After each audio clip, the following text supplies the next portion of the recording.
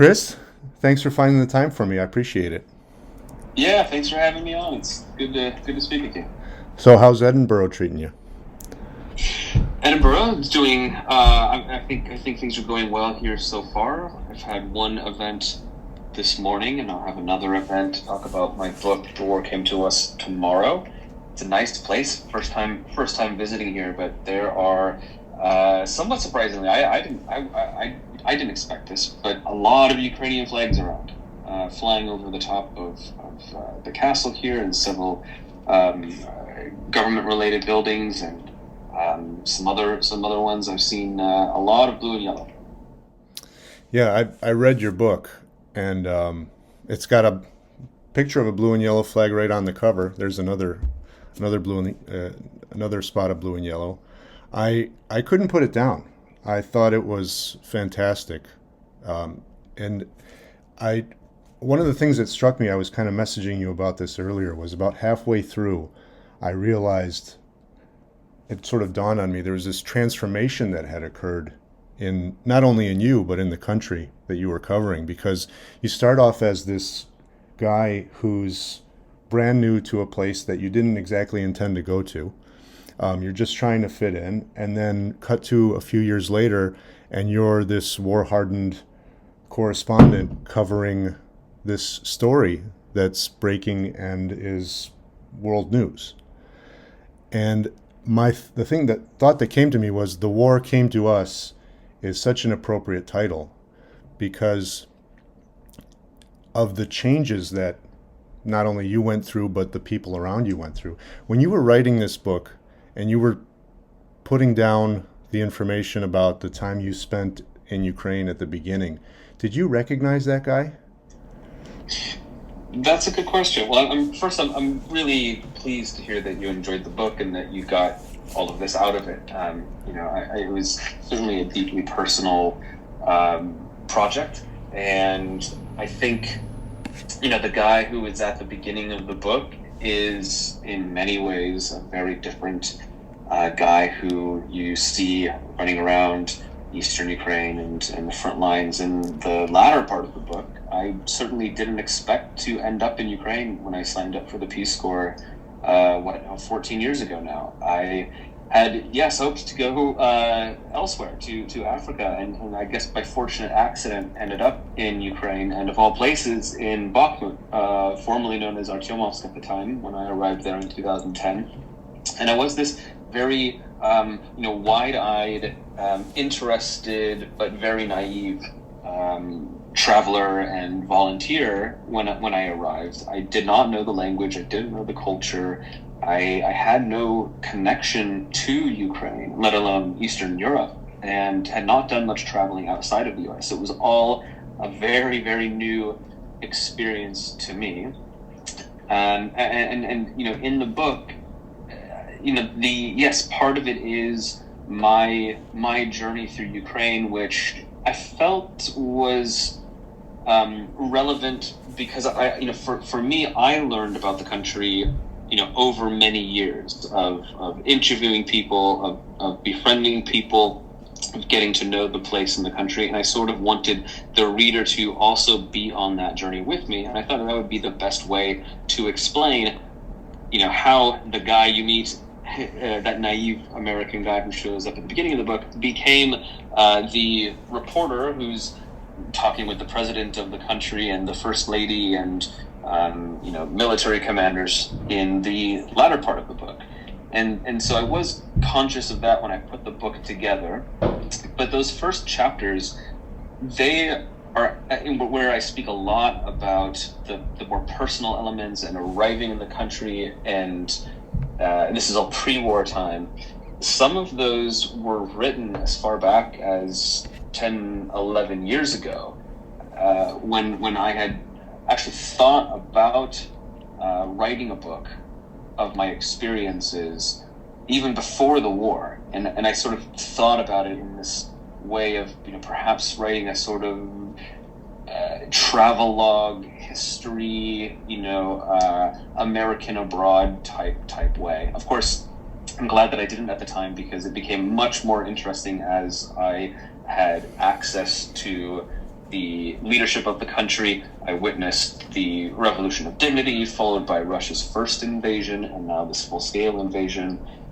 So I guess, to come back to your question, I can recognize the person who is in the beginning of the book, and I certainly recognize myself now. Writing it out was really interesting in understanding how far I've come over the many years, and not only that, but it did remind me of, as the title says, and you reiterated, the war came to us. And on that, I'll add one small thing, in that us being this broad collective us. Obviously, it's Ukrainians who are being targeted by Russia and sacrificing their lives every day, being killed by Russian forces. They very much are at the end of Russia's spear here. But there is a broader collective us, and that is also Russia's war, against the West. And there's also the fact that I had these relationships and friendships with people, and so the us is also those people who I shared something with, and so that's how the title came about. Yeah, I got the impression when I was reading it that you must have taken a lot of notes while these events were still fresh, because of how much detail, in fact, is in this book. Sometimes when I read part of the passages, or some of these passages, I visualize it in my mind because of how descriptive you were. And also going back to sort of what you were talking about as far as the transformation goes, to me it sort of happened both, this may sound strange, it happened both gradually and all at once, because of how many things were happening so quickly, including the Revolution of Dignity, and then the invasion of Crimea, and now the war in all of Ukraine.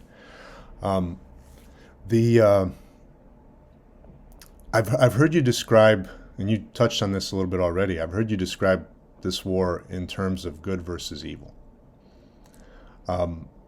in other interviews.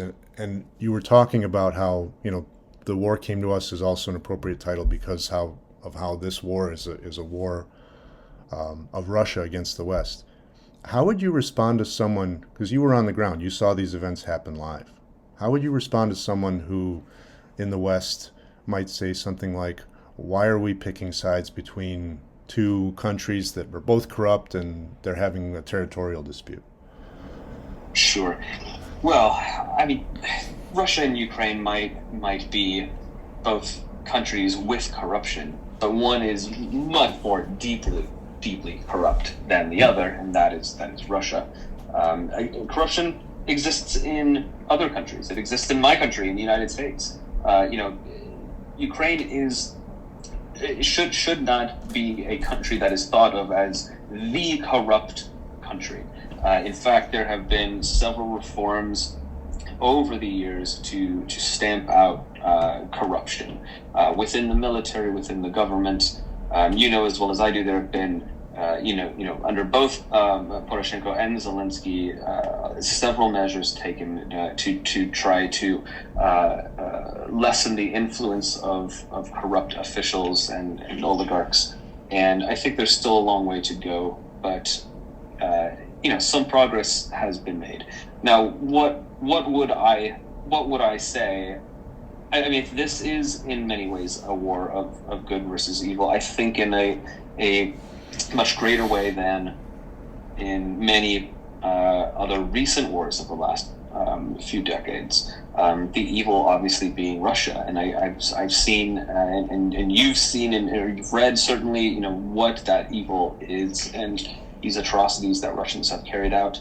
But I think what's really important is to understand that if Russia isn't stopped, then it will keep going. If not far beyond Ukraine's borders, it's not going to stop until the country is completely subjugated and brought under Russia's control.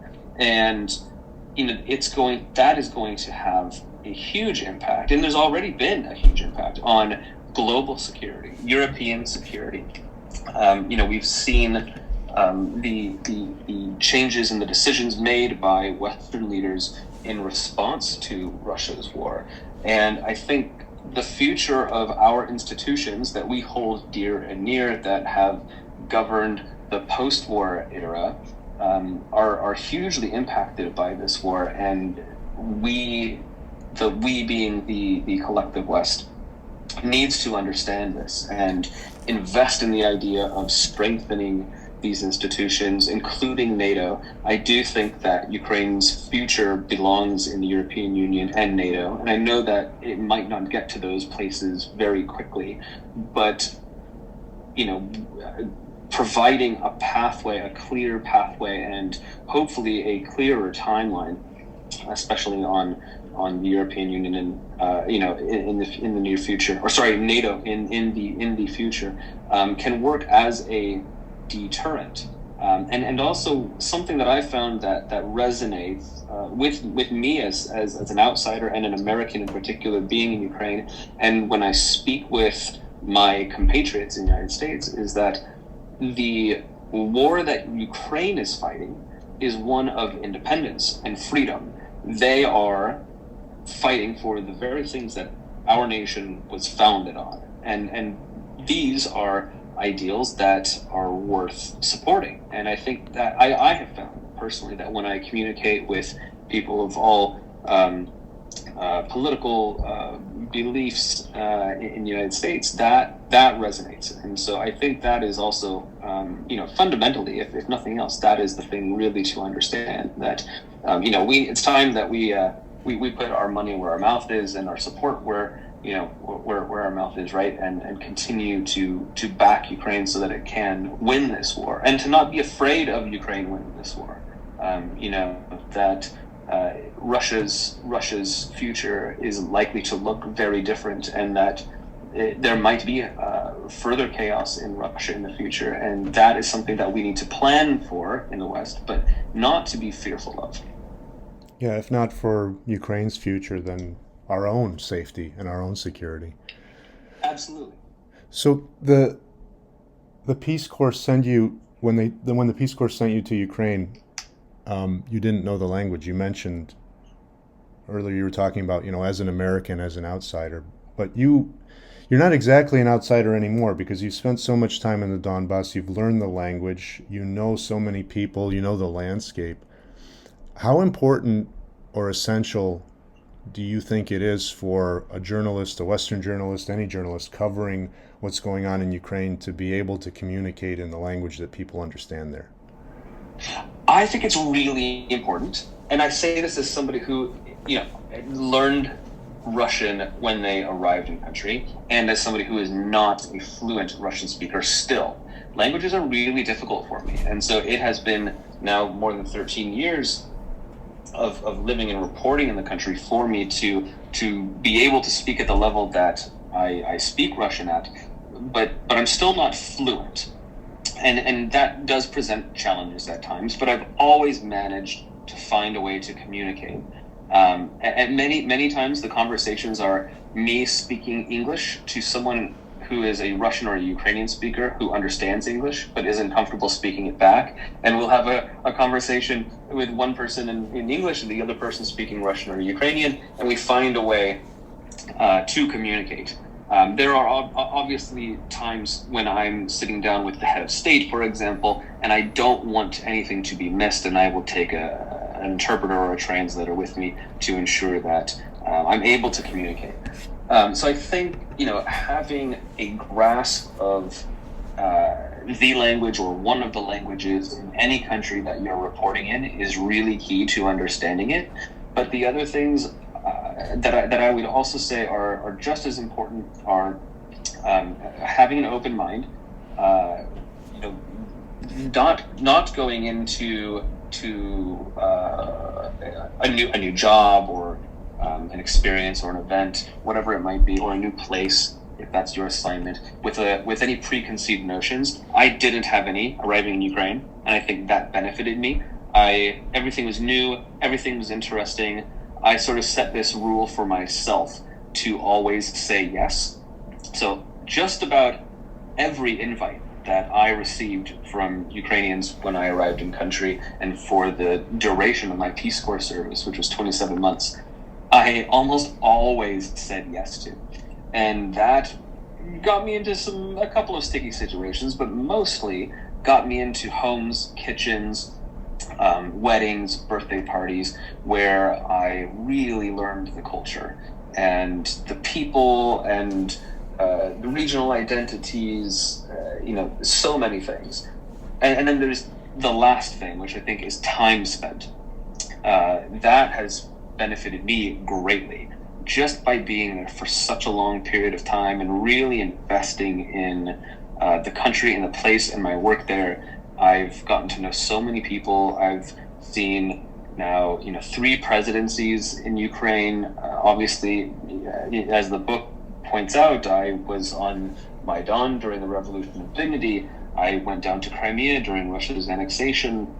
I immediately went back to eastern Ukraine when the first invasion began. I was there for the years in between that invasion and 2022, which also provided me, the ability to know how we got to this point, all of the context in between, how Zelensky became president, what kind of person he is, and to really be able to look at events, with all of that in mind, which I think shows in my reporting versus, let's say, someone who doesn't have those experiences and is just now, trying to get up to speed on events in a country that is extremely complex. Ukraine is not a simple place. There are a lot of complexities, and you really understand them when you spend time there.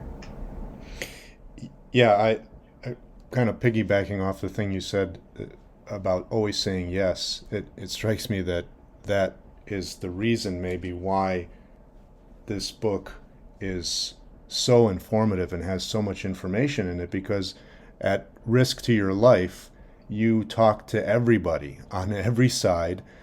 You got right in the middle of conversations that were going on, or witnessing things that were going on that were dangerous, and yet you without, sort of almost seemingly without judgment, just wanted to get the story out of everybody you talk to. In fact, you have a tattoo on your, is it on your arm? This is Write the Truth.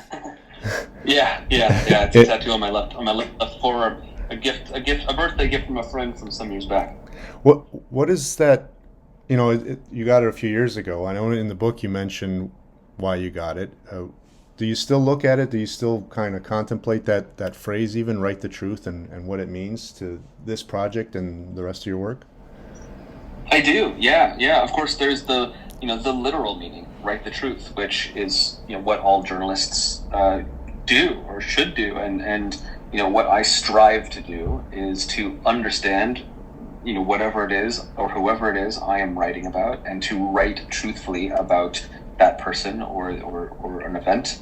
But it also reminds me of this early period when Russia's first invasion happened in 2014, when both the Ukrainian side and the Russian side were wanting, they were very skeptical of journalists and what our goals were, and the idea of journalism and the task of journalists still back then was seen through the Soviet or post-Soviet lens, where journalists are sort of servants of the state. And the reason that I got this tattoo is because on not even a daily, but almost an hourly basis, because I was interviewing and speaking with so many people involved in the war.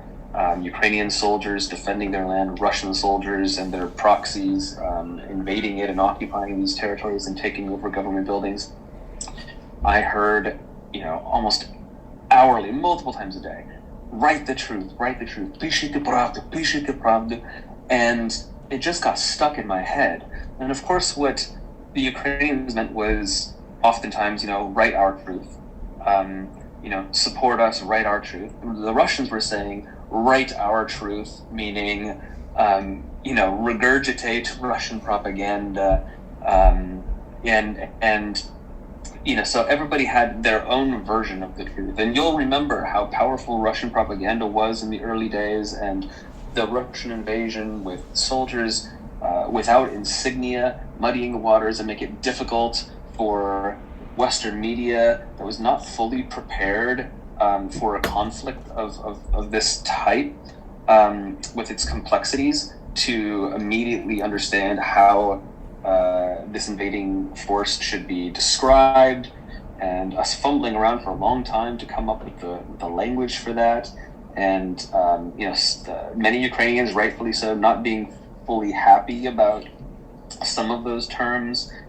And it was this really messy situation, and I and my journalist colleagues were also searching around for the truth, because that was our job. And so this this phrase resonated with me, because it was a struggle, and it was being told to us at every checkpoint that we passed through, and sometimes we would pass through a dozen or more every day in the course of our reporting.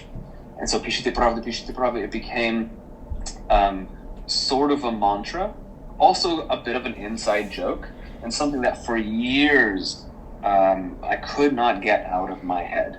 And hence the tattoo. This was my way of trying to extract it from my mind. If you have a song stuck in your head and you just can't get it out, sometimes you need to listen to it completely all the way through to hear it end in order to extract it from your mind. Well, this was my version of that. I thought, if I get it tattooed on me, it'll be there. I can see it there, and then be done with it. And a friend of mine who I often get tattooed with said that he would like to get me a tattoo, or for us to go get tattoos for my birthday, and I had a couple of ideas, but I wasn't too hot on them. And then at the very last moment, I thought, you know what? I think it's time that I go ahead and get this. And now it exists on my arm, and I haven't had it stuck in my head since. So I think it worked. And I think it exists in this book too. I highly recommend this to everybody. If you're interested in Ukraine, what's going on in Ukraine, and more context and more detail and a real in-depth explanation from, basically the grassroots perspective, or the ground perspective. The War Came to Us by Christopher Miller, available in all bookshops. There's an audio version on Audible. Is there an ebook? There is, yeah. There's a Kindle version available online as well. Ebook and of course the physical book. Highly recommend. I think I'm going to come back to this one and let it sink in for a while and then reread it. It was that good, I thought. So it's very kind of you, Christopher. Thank you so much for taking the time to speak with me. I really appreciate it. Of course, yeah. Happy to do it, and appreciate the questions. You asked some that I hadn't been asked before. Oh, I'm glad to hear that. Thank you.